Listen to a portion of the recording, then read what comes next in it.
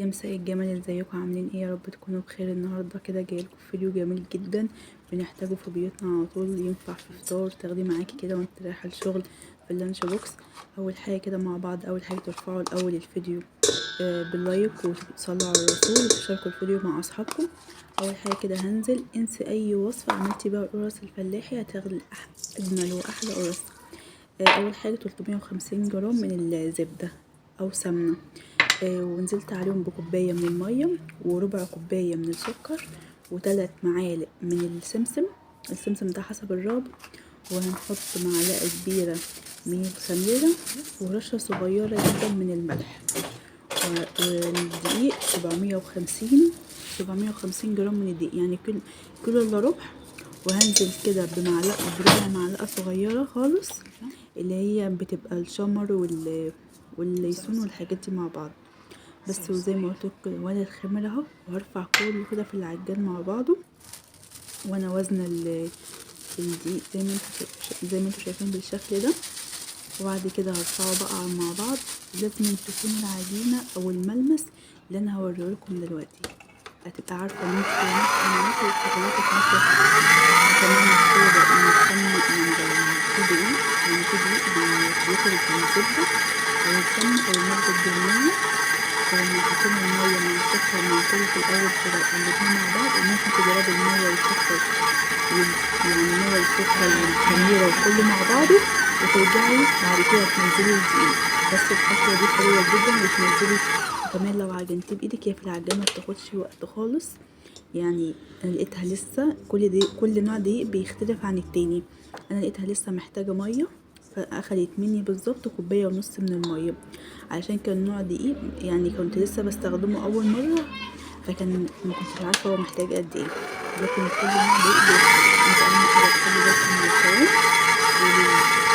في نفس يعني القوام والشكل اللي احنا عايزين نعمل كده بالظبط كأنه ملبن معاكي.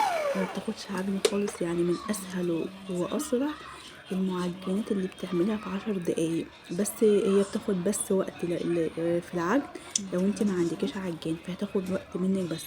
لكن لو في العجان ما بتاخدش منك 5 دقايق، اقل كمان من 5 دقايق وبتبقى اتلمت. واهم حاجه ما نبالغش في العجن، ما نبالغش في العجن اكتر علشان ما تنشفش مننا. احنا عايزينها طريه كده، وفي نفس الوقت ملمسها يكون زي اكنك ماسكه ملبن. هي بتبقى عامله زي الملبن بالظبط، فتقدري تشكلي وتفردي بيها زي ما انت شايفه كده. العجينه بتلزق على خفيف، لازم يكون القوام ده. وبعد كده انا نزلتها كده على الرخامه بالشكل ده، يعني خبطتها خبطتين او لميتها بالشكل ده. وبعد كده بقى هكورها، وجبت معايا تقدري تحشيها بملبن، تقدري تحشيها بعجوه او تخليها ساده. انا هعمل نص ساده ونص بعجوه، وكمان هخفف الحشو خالص علشان احنا مش بنحب العجوه. بس انا قلت يبقى تغيير، اعمل ساده واعمل بعجوه. تقدري كمان تعملي ملبن، ولو كمان محتاجين تعرفوا طريقه الملبن من غير ما تشتريه من بره لانه اسعاره رافعه جدا، اسيب لكم كمان لينك الملبن الابيض تقدري تعمليه في البيت بكل سهوله، ومش هياخد معاكي وقت خالص. ومقاديره بجد مش هتصدقيها، يعني انت لما تشوفي بس مقادير الملبن انت مش هتشتريه من بره ابدا خالص. فهسيب لكم اللينك زي ما قلت لكم. اهم حاجه يا حلوين تشاركوا الفيديو مع اصحابكم، وما تنساش اللايك والشير. ويلا بقى كده مع بعض الوصفه. قطعتها بالشكل ده. اول حاجه خدت قطعه صغيره كده، ولو عندك ميزان او قطعي بالميزان. عندك كوبايات معياريه بالكوبايه المعياريه، وهتاخدي كده حبه صغيره يعني على قد ما المعلقه تاخد، وبعد كده هتنزليه بالشكل ده. انا كان معايا كده كنت جايبه عجوه، نزلت عليها. ده كان بلح اصلا وانا عجنته لغايه ما وصلته للعجوه.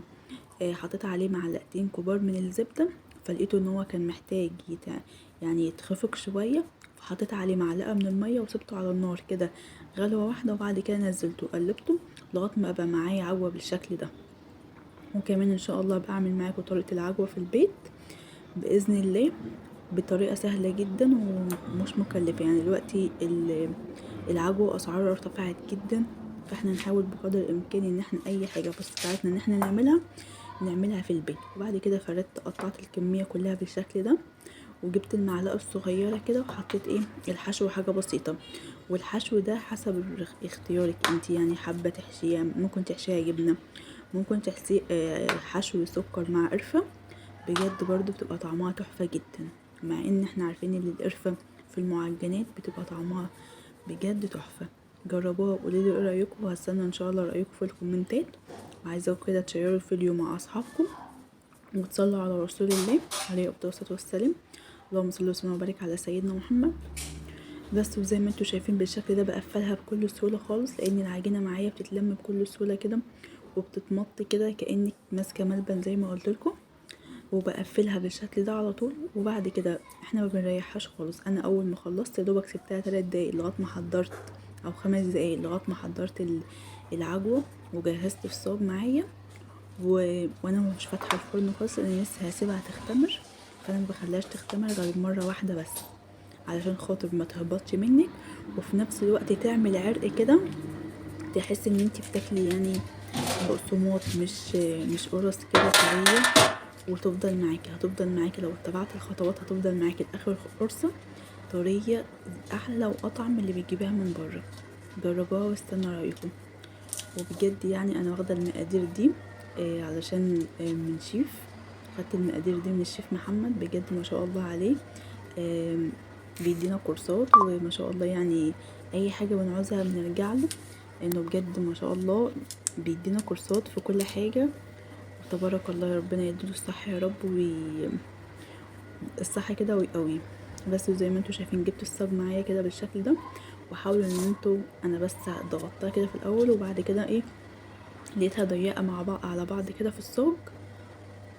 فقلت لا، ان انا هحاول ان انا اوسع المسافات شويه، وفي نفس الوقت لسه ما تخش الفرن هتختمر كمان معايا. انا هسيبها تختمر ولازم نديها يعني مسافه بين الواحده والتانية. وكمان علشان ما تقبش منكم في الفرن او تتفرد كده من فوق، هنضغطها كده باي حاجه، بسكينه. انا هجيب القطاعه وهاخد خطين كده على الوش بالشكل ده، علشان خاطر لما تخش الفرن ما تقبش مني وتعمل زي العيش، وفي نفس الوقت يعني ما تنفجرش كده وتعمل قبة كده فوق، او انتوا فاهمين قصدي، او تعلى كده بالشكل ده. بس وبعد كده هفردها كده بايدي، ممكن بصوابع ايدي او بكفة ايدي كده، وهضغط عليها. ده بعد ما يعني بعد ما شكلت الكمية كلها، واحاول كده ان انا اوسع ما بين بعض وادوهم مساحات كويسة. بس وبعد ما اخلص الصاج ده هعمل الصاج التاني. انا عملت اول صاج معاكم، فانا هعمل التاني برضو نفس كده الخطوات، بس التاني هعمله سادة. بس نقدر كمان لو يعني يعني هي سكرها مظبوط، السكر والملح وذرة الملح اللي احنا حطيناها في الاول عدلت السكر. حتى العجوة مش هتحسي خالص بانها مسكرة معاكي او هتضايقك، لان ذرة الملح دي بتظبط اي معجنات وبتظبط السكر وبتخلي طعمها حلو جدا ومتناسب. زي ما قلت لكم كده، انا جبت القطاعه بالشكل ده وعملت خطين 2 بس بالشكل ده. وبجد الخطوه دي بتفرق جامد جدا، بتدي للمخبوزات هشاشه، وبتديها في نفس الوقت بتخليها فراغات من جوه. وبس. وجيت بقى بعد ما خلصت كده وشكلت والدنيا تمام، بفتح الفرن بقى على الحظ لقيت الانبوبه خلصت معايا. فالحمد لله، قدر الله ما شاء فعل. فيعني خبزتها في الفرن اللي هو الكهرباء. بس بصراحه ما عطيناش النتيجه اللي انا كنت حباها، او النتيجه المرضيه بالنسبه ليا، لان زي ما انتوا عارفين ان فرن الغاز بيطلع الحاجه في نفس الوقت كويسه، وما بتاخدش معاكي 5 دقايق. يعني احنا عارفين المعجنات لازم نبقى فاتحين درجه حراره على اعلى حاجه، لانها ما بتاخدش 5 دقايق، لان المعجنات في العموم لما بتقعد في الفرن فترات طويله بتنشف، وفي نفس الوقت بتصمت، بتبقى طالعه كده تقطمي الحاجه كانك بتاكلي خشبه. فاهم حاجه الملحوظه دي، لما تدخلوا الفرن تتابعوا وتخلوا عنكم كده يعني ملاحظه، وتسيبوها على درجه حراره 180 او 200 حسب الفرن بتاعكم. لو الفرن بتاعك قوي خليه على 180، لو الفرن بتاعك ناره هاديه خليه على 200 بس. وزي ما انتوا شايفين كده، اول ما حطيته في اول 5 دقايق حطها في الفرن، وبعد كده الانبوبه فصلت، فاضطريت ان انا احطه بقى في الفرن تاني. انا هسيب لكم المقادير في صندوق الوصف، وكمان بالكوبايات والميزان. يعني اللي ما عندوش ميزان يقدر يستخدم الكوبايه واللي ما عندهوش يعني الكوبايات المعيارية برضو هخليه يستخدم الكوباية اللي في كل بيت، اللي في اي بيت اللي بنشرب بيها الشاي. ادي السادة وادي اللي بعجوة بجد طرية جدا وهشة ومن جوه خفيفة زي ما قلتلكوا. كمان لو كانت الفرن مع يعني الأنبوبة مخلصتش عليها أو الغاز خلص وكده وانا بخبزها كانت هتطلع مورقة وهشة عن كده خالص. بس ان شاء الله اشوفكم في فيديو تاني، مع السلامة يا حلوين.